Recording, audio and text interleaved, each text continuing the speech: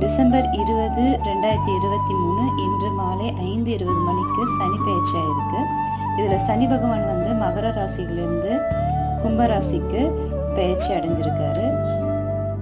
கும்பராசியில் சனி இருக்கக்கூடிய காலத்தில் நன்மை கிடைக்க போகிற ராசிகள்னு பார்த்தீங்கன்னா துனம், கன்னி, தனுசு, மேஷம்.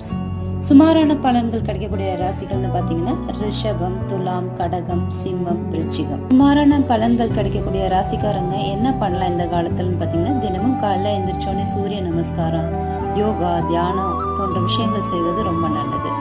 சனியின் அமைப்பால் உடலில் சோம்பல், மோசமான குணங்கள் தோன்ற வாய்ப்பு உள்ளதுனால நம்ம உடலை எப்போவுமே சுறுசுறுப்பாக வச்சுக்கணும்.